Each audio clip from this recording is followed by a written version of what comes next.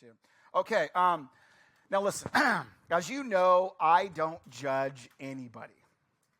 But one of the shows that I just cannot stand it, is, and again, I'm not judging if you watch it. If you watch it, that's fine. I'm not telling you you're bad. But I cannot watch The Real Housewives of any show. I just can't do it. I know some of you are like, I'm out of here. No, I'm sorry. I'm not judging you. I know. But I just can't do it. It's one of Melanie's guilty pleasures. When she just wants junk food for the brain, she'll just kind of zone out and watch. It's sort of like WWE wrestling. You know it's fake, but it's entertaining. And so, but the thing of it is that these women, I find they're just kind of gross. And it's not that they're ugly. It has nothing to do with their looks. It's the entitlement that I find so gross. It's like they're talking like they're actually like talented actors or actresses or something. You know, they're like, my publicist, my assistant. I said in the press the other day, and it's like all you do is go crazy on reality TV. That's all you do. But you got all these. It's very entitled. In fact, every show on Bravo, if I had to go to Bravo-thon, that's like my idea of like prison. Okay, but it's like this entitlement thing that drives me crazy. Now you're thinking, well, what is entitlement? Well, let me give you a definition. Entitlement is believing you deserve better because you're special and you're due. I'll give you an example of this. As you know, my family and I, we love to go to Disneyland, okay? We love it. Something that I've done ever since I was a kid, and I love going to Disneyland. However, it's expensive. It's extremely expensive. I love how Disney talks about diversity, and they're for everybody if you have money. Because it's a lot of money to get in. If you're really for everybody, let everybody in. But it's a lot of money to get in, right? I'm at the gift shop, and there's a little boy and his mom and standing right next to us, and he's like, I want that one. She goes, I know, sweetheart, but the flight was more than we thought. The meals are more than we thought. The hotel is more than we thought. How about this one? And it was like a Stitch doll, and it was about that big. He goes, you promised me the big one. And she goes, but this is really cute. You could take it on the plane. He goes, that's not fair. If I don't get that, I don't want any of them. She goes, okay. She gets the big one, and she gives it to him. And she looks at me, she's like, what are you going to do? I'm like, not give it to him? Like, what are you doing? All right? Why did I feel so uncomfortable? And everybody felt uncomfortable. Because of the entitlement. It was, I deserve this. This belongs to me. I should get this because I want this. And all you're doing is creating a little monster who's going to grow up to be a big monster, right? This is what it does. So it's not just about a stuffed animal, guys. It's actually doing a lot more harm than good. In short, guys, you got to be careful how you do this and what is it that you're, when you're talking about entitlement, how you're handling this. In Proverbs 11:2, it says, when pride comes, then comes disgrace, but with humility comes wisdom. Friends, every time you see pride, know this, it's against God. God says, I reject you. Literally, I reject the proud. If you're going to have pride, I reject you. I give grace to the humble, though. If you're going to be humble, I don't care what you've done. I don't care how bad you've sinned. I don't care how much you've blown it. If you're humble, I will give you grace, but I'm going to reject the proud. Now, here's where this looks like when it comes to disagreeing with something. You could disagree with something and have a conversation with somebody. But when it gets to the other part where there is pride and there's no humility, it's going to offend everybody. And a lot of people who are entitled think that they're outsiders. Have you ever noticed that? If you feel like you're entitled, you think you're an outsider. Why is that? Because you are. Because people don't want to be around you. I'll give you an example. This past week was October 7th. And if you know what happened on October 7th in Israel, it was awful. Terrorists came in and they took people hostage. There was rapes. There was murdering the parents. The kids had to watch their parents be murdered. They still have hostages to this day. Terrible tragedy. Terrible. On that day, there were people marching in colleges praising that day. Now, you could talk all you want about the Palestinians and should they get a state or not. This had nothing to do with that anymore. This is now entitled brats behind ivy walls saying whatever they want because they know there's not going to be any punishment to them.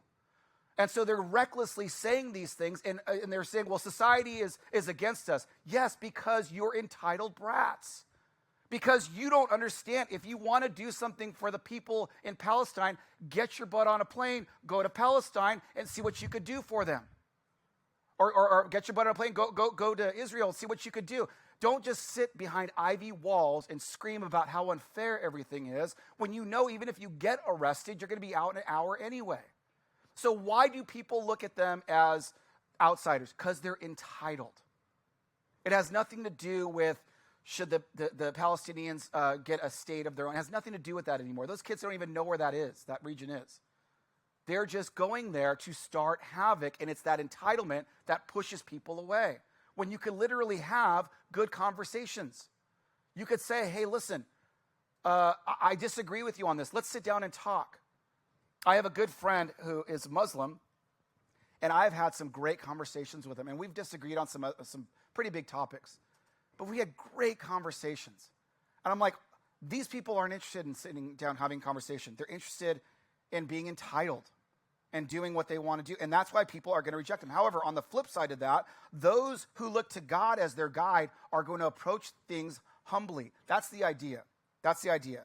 And I think it's very important that we look at this, guys. Some of you might think to be a Christian means I'm supposed to be a doormat. That's not true. To be a Christian means I'm supposed to just take it from everybody. That's not true, okay? Jesus did not model that. If you look at it, the religious people hated Jesus, but it was the Romans who took glee in hanging him on a cross. He clearly offended a lot of people.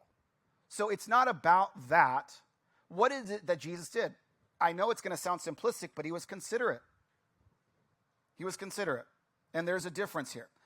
Being considerate means taking others' thoughts, feelings, fears, and expectations into account alongside of your own. Now think of it this way. A demanding person puts me over you. Many of you understand what that looks like to be in a dysfunctional relationship because you always put somebody above you and you're the one that always gets walked over. A doormat puts you over me. Usually these two people find each other. This is codependency. I'm used to treating you like garbage. You're used to taking garbage, and this is a nice way of working things out, right? So that's codependent. But a Christ follower puts what's best for both of us over what's best for either of us. That's what a Christ follower does. So again, I don't have a problem with people protesting. I think that's a great ability. Like, we have the liberty to protest. I think that's a great thing. I love that we have the opportunity to protest. That's great.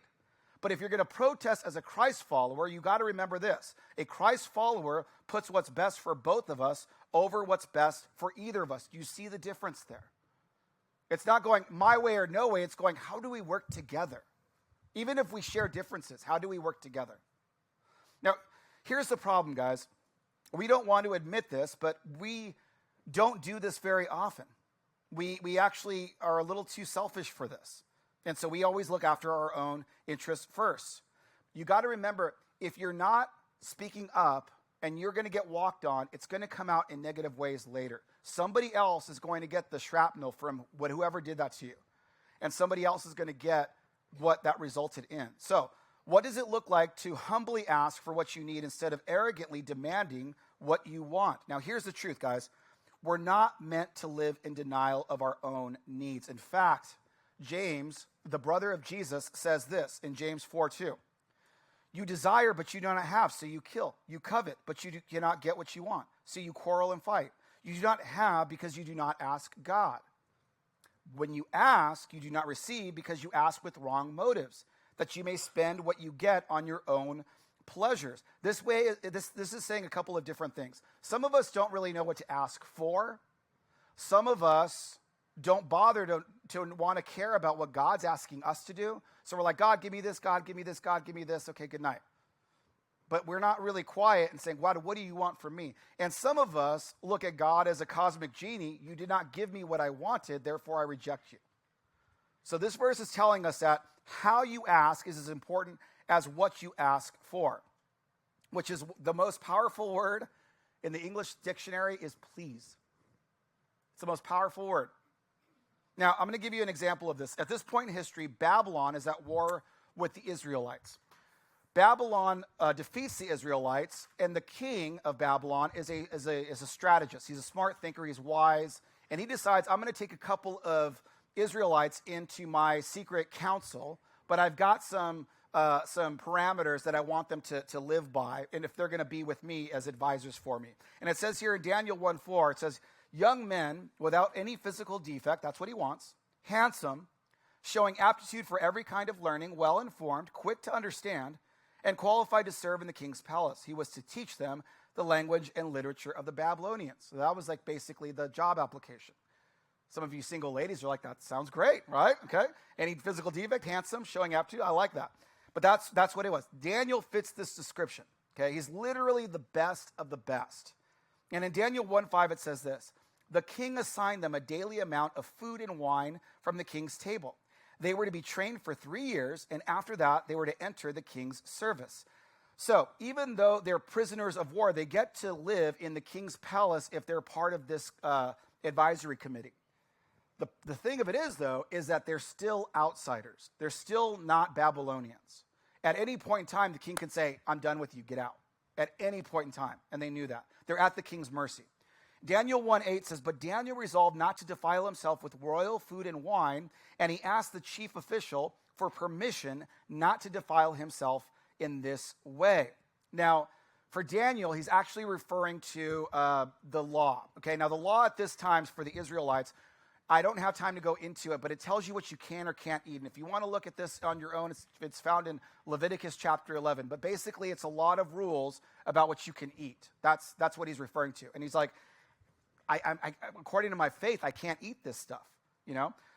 So he's wondering, how do I tell them this without seeming entitled, without seeming like I'm a brat, without seeming like I want it my way or no way? How do I communicate that this just isn't going to work for me? How do I do that? Think of it this way, guys. Think of, let's say, for example, your spouse, and you love your spouse. Think of the first time you met your spouse's family. Or let's say that you're single and you're like, I fell in love and I'm super in love and it's the first time I'm meeting the family. And they bring you to their house and they go, we've got macaroni and cheese for you. We've got fettuccine Alfredo. We've got ice cream for dessert. And you're lactose intolerant. And you're thinking, what do I do? Because I can either go with this and not be rude, and it can get ugly. Or I say, no, thank you, and I make up something, or I pretend, like, how do I handle this? There's 4 ways that Daniel had, and there's 4 ways that we have. And that is to comply, avoid, demand, or request. Comply, avoid, demand, or request. Comply. Do I just make an exception and eat it? Just comply. Avoid. Do I say nothing and just throw it away? I could demand. Do I insist on them doing it my way, or do I request? This is what Daniel does, and this is what we need to do. Do I humbly share my perspective and ask for what I want? Request. It's a big dilemma, okay? Now, there is a term that's called actions speak louder than words. You ever heard that? That's kind of true, but it's not totally true. Because you can get somebody that does the right things, but they're still phony because they're already, already planning the right things to do. Like politicians, right? They're going to tell you whatever you want to hear, but they've already rehearsed all of these things already.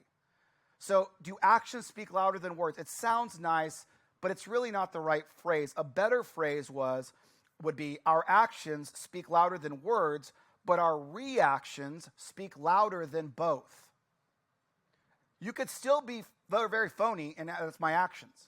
But it's your reactions that are going to tell you who you are inside. Okay? It's when somebody offends you or disagrees with you politically or whatever, it's your reaction that we have the problem, not our actions. It's our reaction. That shows you who you are inside. Why? Because actions can be planned in advance, but reactions, those are automatic. That's who you are. That's who you are. And that's what you got to really focus on, okay? We talked about last week. Jesus said your mouth speaks what your heart is full of. Guys, I've been working in church for a long time, but I've been a Christian for a while. I have seen Christians speak to non-Christians, and they're theologically totally correct. Jesus is the Son of God. He was crucified. 3 days later, he came back. If you have a relationship with him, you go to heaven. There is a hell. They're correct. Theologically, they're correct. The way they delivered it was garbage. I've seen Christians deliver that message in an unloving, unkind, prideful way, demanding that you believe in what I believe in, or you're a terrible person and you're going to hell. Who would want to listen to somebody like that? It's like you're getting yelled at. Why are you yelling at me? Because I have the love of Jesus. Don't you understand that? You're an idiot. Like, who's going to listen to you? You might be theologically correct, but your heart is completely off. It's wrong. Okay? So how would Daniel react? What's his heart like? Daniel 1:8 says, "But Daniel resolved not to defile himself with royal food and wine.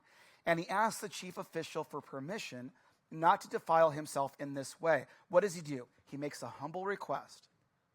He voiced a need. He shared his values. And he said, please. Please. You see, please is putting others first by humbly asking instead of arrogantly assuming. Now you could say, well, I could say please all I want, and I could say please and still not get what I want. You could do that, and that's okay, but it's going to be more about what you say. It's in your heart. Please tells people your posture of what your heart is. It's not like, go to my church or you're a bad Christian. It's, would you please check it out? And if you don't, it's okay. It's okay.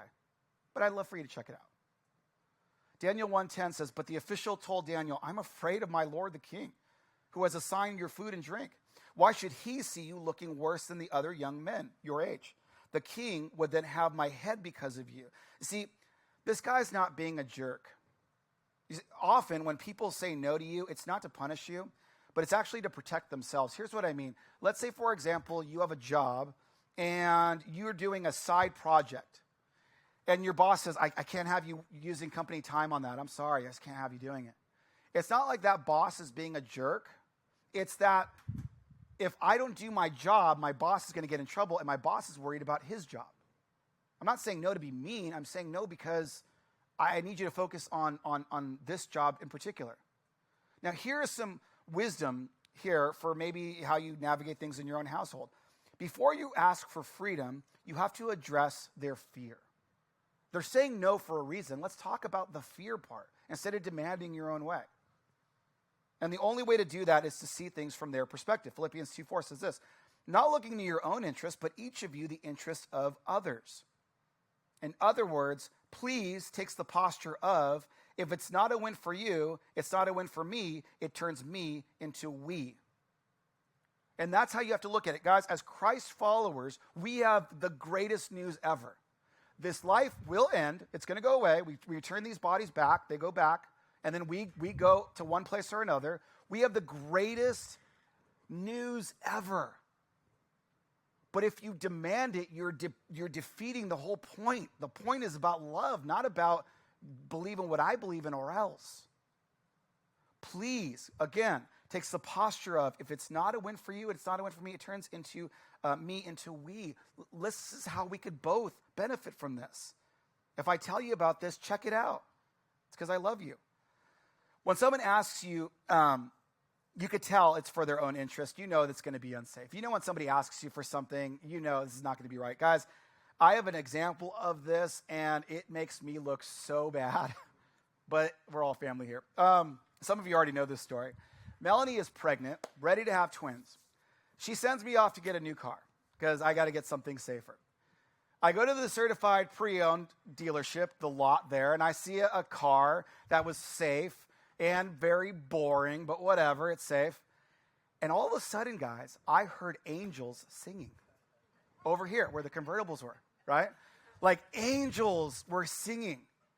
And I kind of just followed the angels to this black convertible. And it was so nice. And here's the best part. It was in our price range, which clearly says God wanted me to have this car, clearly. So I get it, and I drive home. And I remember the look on Melanie's face, like, what is this? It's our new car. She goes, James, we're going to have twins. I'm about ready to have twins. I'm like, I get it. There's a back seat. She goes, the back seat's this big. Well, they're small, right? And then she goes, James, there's 2 doors. You need 4 doors. I go, don't worry. I thought of that. Check this out. I put the top down, and I said, you could put the kids over the top. And it's in. They're in. How great is that? And I remember Melanie's face looking at me. She goes, that is so selfish. And he walked in. Oh my gosh. I didn't sleep a wink that night. Not a wink, because I knew she was completely right. I did not sleep a wink that night. The next morning, I learned the very valuable economic lesson that cars do in fact depreciate when they go off the lot. Literally, even if it was 12 hours ago. And so I had to get something different. See, at that moment, guys, I was trying to convince her this is something that we are going to benefit from, but it wasn't we, it was me. And she knew it, and it felt unsafe in that moment. I felt like, I can't trust you right now. This isn't right. So for Daniel, he doesn't frame it as anything other than a request with a please. In Daniel 1:12, it says, please test your servants for 10 days. Give us nothing but vegetables to eat and water to drink. Then compare our appearance with that of our young men who eat the royal food, and treat yourselves in accordance with what you see. Now, did you catch that? Instead of insisting he's right, he's saying, I could be wrong. I'd love for you to check it out, though. I'd love for you to at least try. I could be wrong. But at least try. And you know what? You have the final say. And if you don't want to do it, then we won't do it. And then what's brilliant is, again, he's not demanding anything. He's saying, I just want permission to do this experiment. What's an experiment? Experiments are smart, specific, measurable, achievable, relevant, and time-bound. I just want your permission to try. And in the formula, Daniel follows, it's, can I do some specific thing that you can clearly observe and determine if it's moving us both closer to our goals by this date and this time? You could spend a lot of money on counseling for this advice that Daniel is giving us right here. Let's just try it. Let's just see if this works. And if it doesn't, then we'll try something else. Married couples, a bigger issue that they have is it's my way or no way. And it's like, you could be right, or maybe you couldn't. Let's try this, okay? We see here in Daniel 1:9, it says, now God had caused the official to show favor and compassion to Daniel. In other words, he likes Daniel. Daniel's likable, and he's respectable. A lot of times, guys, people think that likable and respectable are the same thing. They're not. Let me give you a quick definition. Respectable is to have good character, tell the truth, follow through, be loyal and trustworthy, and treat people honorably. Okay, that's respectable. Likable is to be empathetic, kind, positive, confident, lighthearted, and just plain fun. Daniel was all of that. And so the guy liked him, and he invested in that relationship, and it actually ends up working. In Daniel 1:14, it says, so he agreed to this and tested them for 10 days. It worked. It's great, but it could have gone either way, guys. It could have gone either way. You could do everything right, and someone could still take it the wrong way. Anybody want to give a testimony to that? I am trying to make this relationship work, but everything I say you have a problem with. Have you ever had a relationship like that? It's like, I'm trying this, and nothing is good for you. Did I wrong you in another life, and then you didn't tell me until today? Like, I don't understand why you keep getting mad at me. Does that mean that we stop trying? Well, look at what Paul says in Romans 12:18. If it's possible, and as far as it depends on you, live in peace with everyone. Again, Christians, please listen to this. Not everybody will like you. In fact, people will specifically not like you simply because you're a Christian. They will call you names. They will say the Bible is hate speech. They will say it's misogynistic. They will say lots of things about your faith to try to get at you. That's why Paul is saying, if it's possible, try your best. Try your best to get along. Try your best to make peace, if it's possible. If you look at the life of Jesus again, there were people that just didn't like him. They rejected him. So he's saying, if it's possible, as long as it depends on you, live at peace with everybody. Now, you're not always going to get the outcome you want, but that should not stop you from trying at least. Just try to live at peace with everyone. All right? So in 1 Peter 5:6 it says, humble yourselves, therefore, under God's mighty hand, that he may lift you up in due time. Cast all your anxiety on him because he cares for you. As somebody who actually has anxiety, and I've had panic attacks, and I've had these moments where I go, God, I don't want this. Like, help me not to do this. I don't like it. I find comfort in this verse going, I can cast it on you. You take it from me. I don't want this. and I find peace and comfort in him. See, the promise here isn't that if you live humbly, that God will give you what you want. That's not the promise here. The promise is he will make you into who you need to be. He gets the final say of who you want to be, of who you're going to be. He gets it. So the attendant ends up lifting up the experiment, letting it continue, and look what happens in Daniel 1:15. At the end of the 10 days, they looked healthier and better nourished than any of the young men who ate the royal food. So the guard took away their choice food, the wine they were to drink, and gave them vegetables instead. It works. If I'm being honest, I probably would have taken the other food and wine and not the vegetables and water, but whatever. It works for Daniel, right? He's healthier, he's good, and it works for him. He's not compromising what he believes, and everybody wins. You know, guys, I've been a pastor now, I've been in vocational ministry for 20 years.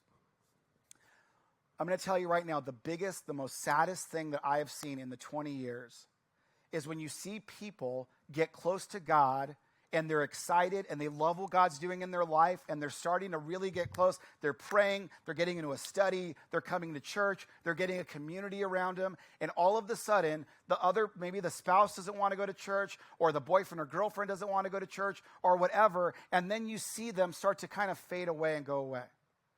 And 9 out of 10 times, I hear this. But they're nicer than most Christians that I know. But they're not as judgmental as most Christians that I know. But you don't know how they are. They're so much sweeter than most Christians I know. But the thing that they've got to realize is you're not worshiping most Christians you know. You are worshiping Jesus. And he said, the church is my bride, and I need you guys together to have a community because you can't do this on your own. And so one of the biggest, saddest things is these people get deprived of this community to please the other person. And 9 out of 10 times it goes that way, unfortunately. And it's the biggest bummer, you guys, because they get really into it and they love it. And they love the community. But now I can't go. Why? Because so-and-so says I'm not supposed to go. Instead of demanding your way, try what Daniel did. Just say, hey, listen, just check it out. See what happens to me when I'm a part of a community. If you see what happens to me, you'll see that I'm more humble. I'm more considerate. I'm more loving. I'm more interested in working things out. Because the idea is the closer you get to God, the more or the less you should be a jerk. Because it's not about you anymore. It's about God. Test me in this. Just test it. If you could please just test me. For the next 6 weeks, see what it looks like when I get connected to a church family, when I get connected to God, when I start to pray every day, when I get into his word. Look at what it does to me. I'm going to be a better person for you instead of do this or else. Because normally you're going to lose that argument. Just test me. Just try. See what happens. The victory, guys, isn't that he passed the test in terms of Daniel. It's that he had enough emotional intelligence to propose a test in the first place. So please, if there's somebody in your life that's just rejecting God or rejecting church or whatever, instead of saying, well, I'm right and you're wrong because I'm God and I'm on God's side and therefore I'm right and you're wrong, instead of doing that, just say, just test it. See what it looks like when I follow who Christ is in my life. Watch what it does to my life. Which is why, guys, we need to ask and not demand. Christians, guys, we need to stop telling everybody what to believe and simply invite them in to see for themselves. That's why I love this church. I love meeting new people. I'm so stoked when I get to meet somebody new. Because what that tells me is that the person that invited you said, I like it. And I'd like for you to check it out. I don't know if you're going to like it too, but I'd like for you to check it out. It feels great. You're not saying do this or else. Revelation 3:20, it says this, here I am. I stand at the door and knock. If anyone hears my voice and opens the door, I will come in and eat with that person and they with me. Here's what is so cool. Jesus is saying, I stand there and I knock, but notice this, Jesus is all powerful. He could bolt the door down if he wants to. He's all knowing. He could say, if you don't open the door, you're going to have a bad life. Open it now. Stop messing around. Didn't you see that I died for you on the cross? I mean, come on. Let me in. He doesn't do any of that. What does it say? I knock on the door. I knock on the door. There is a famous painting, and it's done by William Hunt, And maybe many of you have seen it. It's that painting right there. And that's referencing this verse. Now, if you notice, and if you look at it closely, and if you're watching online, you can see it as well. If you look at it closely, there is no doorknob on that door. Notice that? Why? When asked, William said this, quote, "It was because the door to our hearts and minds can only be opened from the inside. God gave us all free will, and he refuses to violate it. If God is going to give us free will and essentially say, please, can I come in? We, as Christ followers, need to do the same. Instead of demanding everybody believe what we believe, demanding everybody to see God the way we see it, instead of that, just saying, please, check it out. That's God's example. That's his example. It's a posture of please. It's a posture of saying, come and see for yourself. Guys, I love being a part of the local church. I love that I get to know people in this church. I love watching you come here and serve and invite people and believe that God is doing something in this church. And the greatest part, guys, is I'm not demanding anything of you at all. There are people that I haven't seen in a couple of weeks. I'm not demanding they come here or they won't be part of our church anymore. I'm just saying I miss you. If you're watching online, I miss you. I miss that you're not here today. I'm not demanding you're here or else God's going to be mad at you or you're a 4 on the Christian meter and not a 10. I miss you. I like to see you. I miss seeing your face. I love it when I see you. In short, guys, the church, it really is a family. And I'm not saying it to be a cheerleader. That's what God said. It's my family. Jesus calls it his bride. And when you get to be part of a church community where you get to know people, that's why we do these things. This thing we're doing at the end of the month, where the 27th, where we have candy and Mexican food out there, that has nothing to do with Halloween. It has everything to do with, sounds like a really cool excuse to get people together to meet. That's all it is. That's the curtain behind it all. We just want to find ways for you to meet other people. Why do we do these studies on Wednesday nights? Well, people are learning a lot, but again, it's an excuse to hang out together. Why do we have men's and ministry meetings? Ministries? Because it's an excuse to hang out together. Guys, we didn't start this church. I've said this before, and I'll say it again. Melanie and I, when we started this campus, we'd never had any intention of starting a country club for Christians, where we just bang our own gong and say, wait, aren't we so great? We did this so we could be in a family of other messy people that say, I can't do this on my own. Melanie and I cannot do it on our own. We need a family to encourage us, and so do you. That's why we all have to know each other. Because when you get into those binds and you slip into a church and you sit in the back and then you slip out, that's doing nothing. That's not anything. When you know people, you build relationships. I'm looking around at faces right now that I can call at any night, day or night, and I know they would be for me like that. What do you need? That's why we started this. And that's why I'm excited to keep it going. But when we talk to other people, guys, my advice to you is keep doing what you're doing. Come check it out. And if you don't, okay. But I'd love to have you come check it out. It's really cool, and the pastor's awesome. All right, let's pray. Father, I thank you so much for your church, God. Father God, I know it's hard, especially in this political climate when people have a lot of strong opinions and they want to voice those strong opinions, God. Help us to be able to be at family gatherings this Thanksgiving or whenever we get together for family and sit with Democrats and Republicans and independents, and we could all say, hey, isn't it great that we're all Americans? Isn't it a blessing that we all get to be Americans? No matter what people, no matter who they vote for, no matter what party they're a part of, and then that we could have encouraged debate, open debate, where the other person is not evil because they disagree with us. And just remember, God, that we could follow in your footsteps. Help us to never be ashamed of the truth. Help us to never be ashamed of you, God. But help us to deliver that in a way that shows that we love and shows that we're considerate of other people's feelings as well. And help us to always be a church that's welcoming and open to anybody, no matter who they are, that they know they can come here, messy as they are, and see other messy people doing our best to try to live our lives the best way we can and follow you. Because we know, God, that with you leading our lives, we're going to be great. And that's, even when things are tough, we still know we have the hope of you, Jesus. And we want to share that with everybody we know. It's in your name. Amen. South Hills Church, I just want to take a moment and say thank you for watching our service online. Whether you're watching it for the first time or you're watching it again because you enjoyed the service so much from the weekend, I'd like to take a moment and dive into our giving.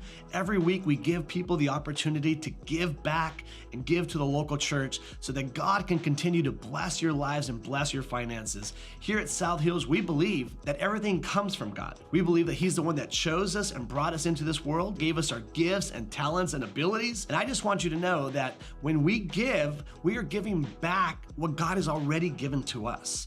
If you've ever seen any of our envelopes at a South Hills campus, you'll see on there that it says, every week at South Hills, your generosity is giving people the opportunity to live a better story. And there's a scripture on there in Matthew chapter 6, verse 21 that says, where your treasure is, there your heart will be also. So I want to encourage you today to click down below and set up your giving, whether it's for the first time or whether you're doing reoccurring giving. We have 4 ways to give here at South Hills. 1, you can do it in person at any of our campuses through an envelope. Or 2, you can actually text any amount that you would like to 84321. And the 3rd way is to download our Church Center app. I encourage you to do this one because the Church Center app gives you opportunity to stay connected with our church and your campuses. It's a great tool and resource for you to know what's going on. And the 4th way to give is to give online. You can go to southhills.org/give and you can set up your giving there. Whether you're a guest of our church or whether you are a member of our church, or whether you simply just like to watch our services, I encourage you to trust God with your finances so that He